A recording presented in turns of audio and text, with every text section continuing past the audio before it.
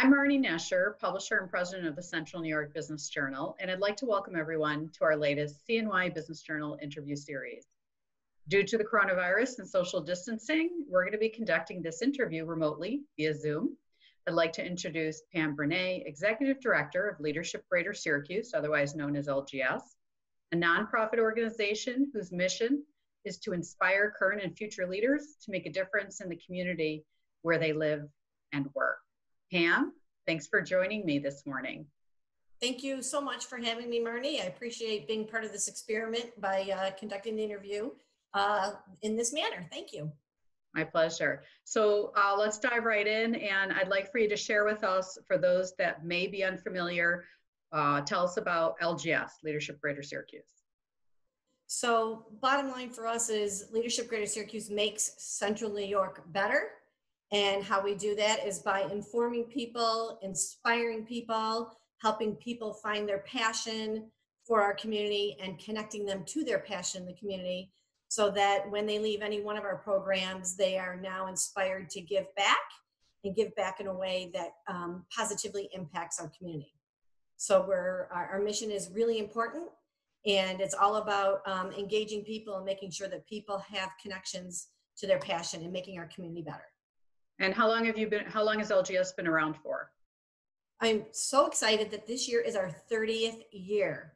So our founder in the late 80s saw that similar organizations were popping up across the country, and her name is Chucky Holstein. She still is involved with us and talks with us regularly, and she inspires us every day.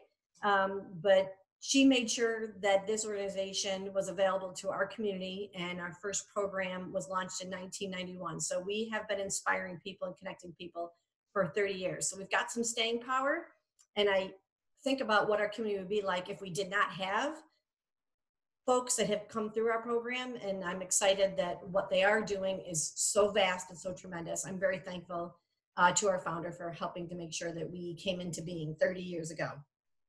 So talk to us, let's get right into the coronavirus. How has it impacted LGS and what you're doing? So I don't know that we're too much different than many folks, and I look at it in two different perspectives. One is running the business, and the other impact is just how is it affecting the programs that we run day to day. So we are now functioning from our satellite office. There are only 2 full-time employees, and we unfortunately did have to release our part-time administrative assistant. So we had to have a small staffing change for us because of this. So we are now reorganizing ourselves internally, making sure that we're thinking for the long term from a business perspective.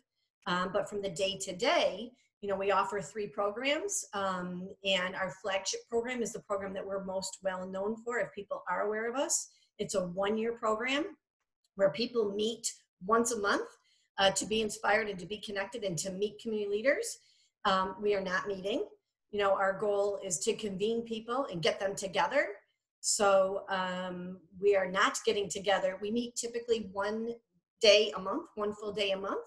So we are not meeting in April, and we are not meeting in May.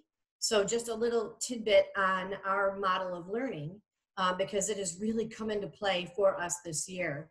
And that is when people apply and are accepted into our flagship program, we require them to actually plan their own class days. We call them class days, and we ask them to plan their days.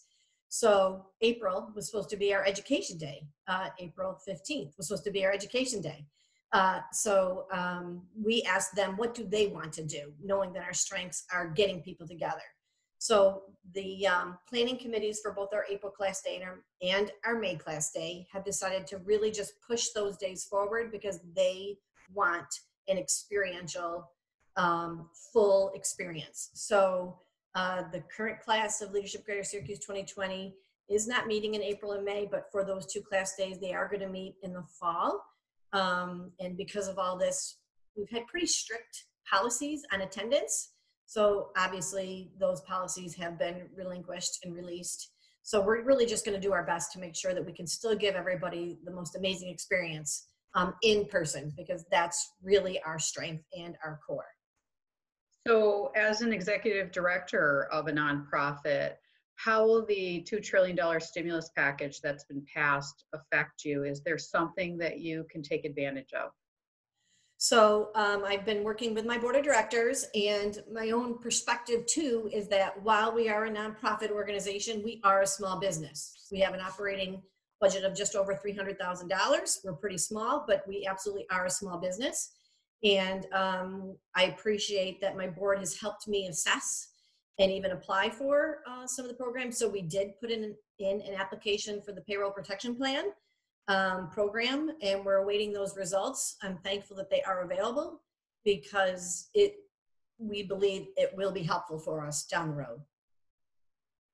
It's great that you had that opportunity to take advantage of it. And us, the Business Journal, has also taken the same step and has applied like probably most of the businesses in Central New York. So I think we're all in the same boat in regards to that. Let's keep our employees working, right? Right. Yeah. So what do you see in the next month in regards to the impact that the pandemic is going to have on LGS? And maybe you can even go and talk about maybe the nonprofit industry as a whole. So number one, I'm not an economist.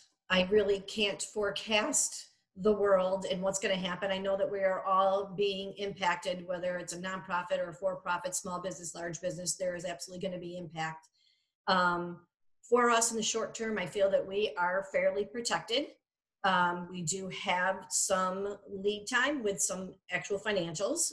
We're okay for now, but we are utilizing the board of directors of Leadership Greater Syracuse to think long term. You know, our mission is to inspire people to take an active role in the community. Our model of learning through our flagship program has been very successful for many years. We hope it may stay intact. We plan for it to stay intact as is, but here is the time now where we need to think about our customers and can we be agile? Can we change? Do we need to? What do we need to do to make sure that we are meeting our mission and providing a service to the community, and also keeping us whole and intact? So we had some ideas and thoughts on some new programming that we were working on. And I have a feeling that this is going to put the acceleration on some of those plans. That was actually one of my questions. Do you feel like in a year from now, you're going to, because of this, you're going to pivot and be offering different services than what you're currently offering? So it has been my hope along the way, because I come mostly from the for-profit sector, is that, I believe we're a business and we need to provide a valuable product. And we need to assess what's going on in the community from the terms of community engagement. What is our wheelhouse? We believe in inspiring and connecting people to the community. So what is needed today and tomorrow? And we're also in a position, because we are a nonprofit, we can fundraise. And thankfully, we charge tuition to be in our flagship program, and that has been super important and stable for us. But I'm looking at, are there other opportunities where we can provide a service for a fee to make sure that we maybe can not be as reliant on fundraising as we have in the past. So we've been reliant on people paying tuition to be a part of our programs, but we've been fundraising, and we will probably always fundraise. But I think if there are needs in the community that are aligned with our mission, that we might be able to get a service fee for, I think we should be looking at that, because I think that'll help us be stable for the longer term. What, if you had a magic ball, and I know you're not an economist, what in your own beliefs do you think that the landscape in Central New York is going to look like when this is over or at a low in another year, let's say? Right. So yes, not an economist. I'm a business person. I've been working in our community for over 30 years, and we're going to look different, right? So we know that some businesses and nonprofits and businesses, there will be businesses that will go out of business. There will be mergers and acquisitions, and there will be larger organizations who are being hit financially in the government organizations as well. So there is going to be absolutely some financial pain.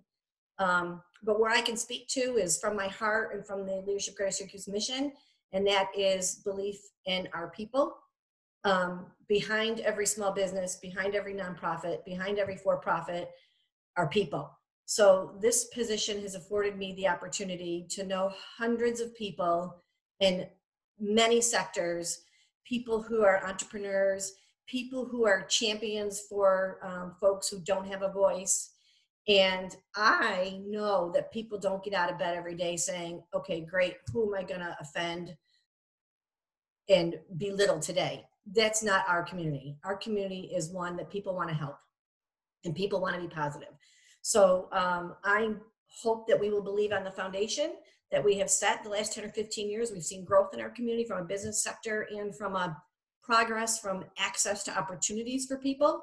I think that's going to continue because we've learned our lessons, I hope. There's going to be pain, but I believe in the people of our community because I really think that we're going to forge ahead the best way that we can. And you know, we're human beings, we're resilient. There's pain, there's going to be pain. But I hope that our community comes out of this, and we will, differently. But hopefully our people will continue to be empowered to play their part, whether it's in the business, nonprofit, or being a champion of other people. I'm hoping that that will continue for our community. Thank you, Pam. Thank you for spending time with me today. I'm asking that everyone, please stay up to date. View our website daily at CNYBJ.com regarding the news and the impact that the coronavirus is having on all businesses in Central New York. We're here. We're more important than ever. We're all business. Please subscribe if you're not currently a subscriber. Stay healthy during this difficult time. We've all been affected, and we will persevere as a community. Thank you.